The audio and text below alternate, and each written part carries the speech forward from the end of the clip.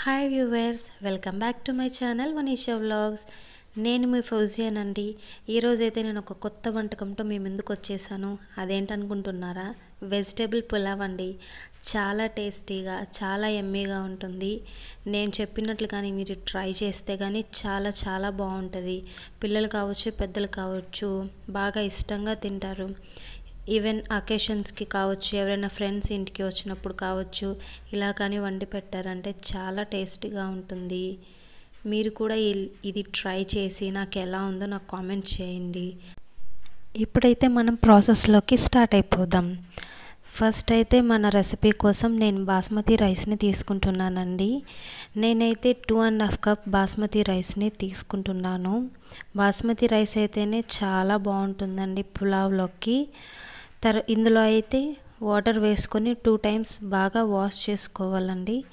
Wash చేసుకున్న తర్వాత కొంచెం వాటర్ తీసుకొని హాఫ్ అన్ అవర్ పాటు బాగా మంచిగా నానబెట్టుకోవాలి. అలా అయితే రైస్ బాగా వస్తుంది. వెజిటేబుల్స్ అయితే ఇందులో నేను 2 ఆలు తీసుకున్నానండి.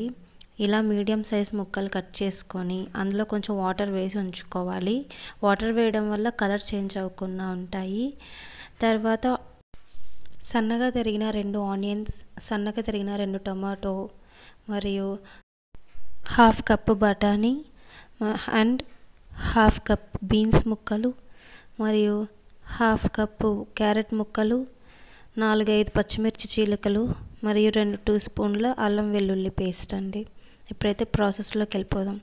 ఫస్ట్ అయితే స్టవ్ మీద కుక్కర్ పెట్టుకొని అందులో నేను 2 టీ స్పూన్స్ నెయ్యి యాడ్ చేసుకుంటున్నానండి. ఇదైతే హోమ్ మేడ్ నెయ్యి అండి. హోమ్ మేడ్ నెయ్యి అయితేనే టేస్ట్ చాలా బాగుంటుంది. తర్వాత 3 టీ స్పూన్స్ వరకు నేను ఆయిల్ని తీసుకుంటున్నానండి. ఆయిల్, నెయ్యి 2 తీసుకుంటేనే ఇది టేస్ట్ బాగుంటుందని.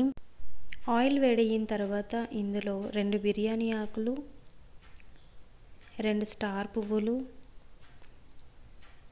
3 లవంగాలు, 2 మరాఠీ మొగ్గలు, 2 ఇంచులు దాల్చిన చెక్క, 3 యాలకులు, ఇవన్నీ వేసుకొని 1 నిమిషం పాటు బాగా వేయించుకోవాలండి. ఇలా వేయించుకుంటేనే ఆ స్మెల్ అనేది మంచిగా వస్తుందని. ఇవి బాగా వేగిన తర్వాత ఇందులో హాఫ్ కప్ వరకు జీడిపప్పు పలుకులను తీసుకోవాలండి. ఇవి బాగా బ్రౌన్గా వేయించుకోవాలి. చూసారా, ఇలాగా బ్రౌన్గా కొంచెం వేగాలండి.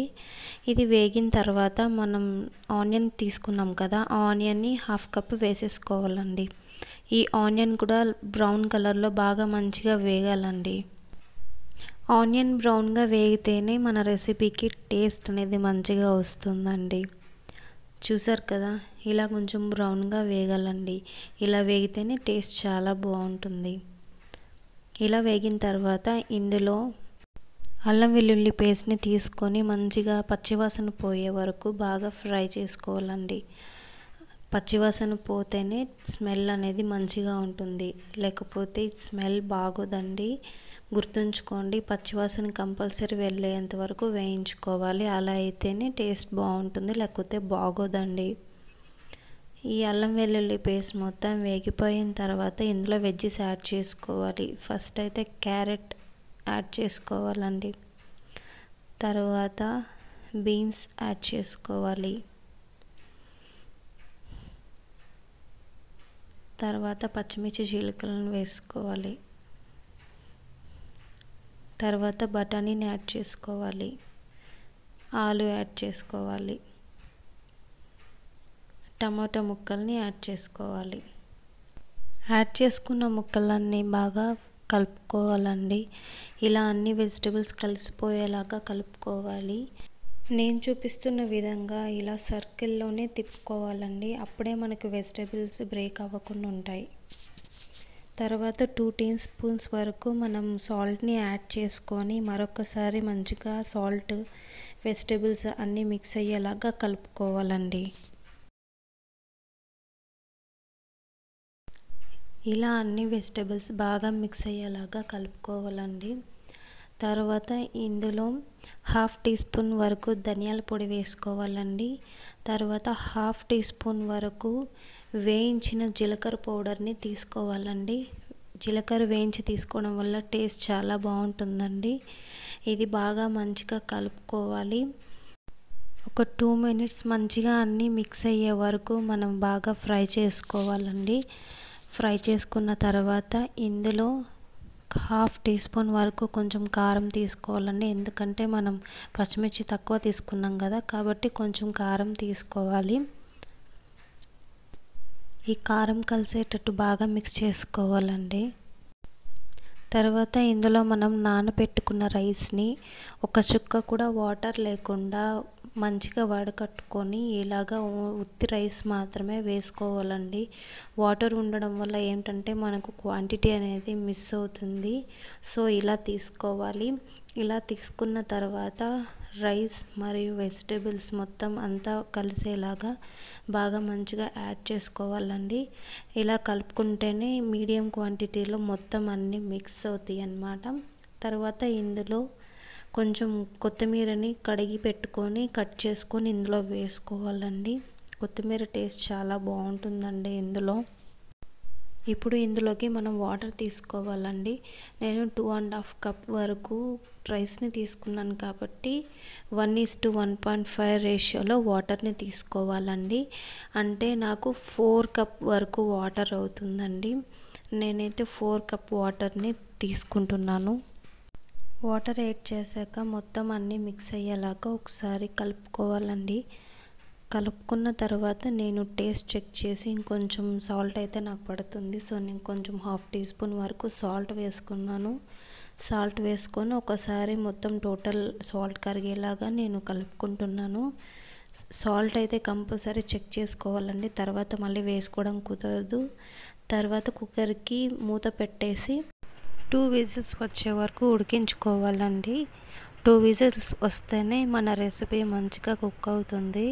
కుక్ అయిన తర్వాత ఒక చిన్న టిప్ ఉంది, అది ఎంతో నీకు తర్వాత చెప్తానండి. 2 విజిల్స్ అయితే వచ్చేసేయండి. ఇప్పుడు ఇందులో ఉన్న ఆవిరి మొత్తాన్ని బయటకి తీసేయాలి. ఆవిరి బయటకు తీస్తేనే మనం కుక్కర్ ఓపెన్ చేయడానికి అవుతుంది. చూసారు కదా, ఇప్పుడైతే నేను ఓపెన్ చేస్తున్నాను. చూసారు కదా, వెజిటేబుల్స్ మరియు రైస్ మంచిగా అయితే కుక్ అయి ఉన్నాయి. కాకపోతే ఇంకా లైట్గా తడి అనేది ఉందన్నమాట.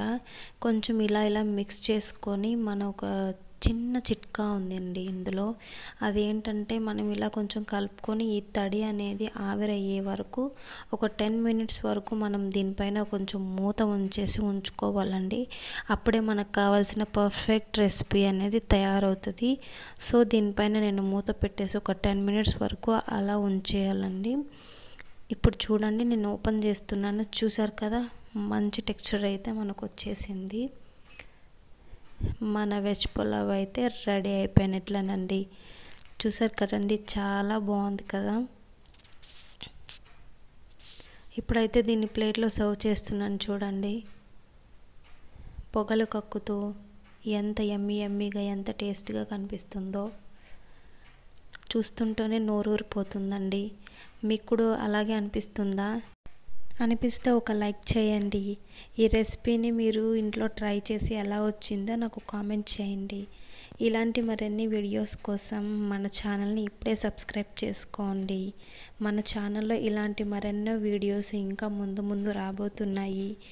చాలా టేస్టీగా యమ్మీగా ఉండే వంటకాలు నాకు తెలిసినవన్నీ నేను మీతో షేర్ చేసుకుంటానండి. ఉంటానండి. Bye bye. Subscribe to Vanisha vlog.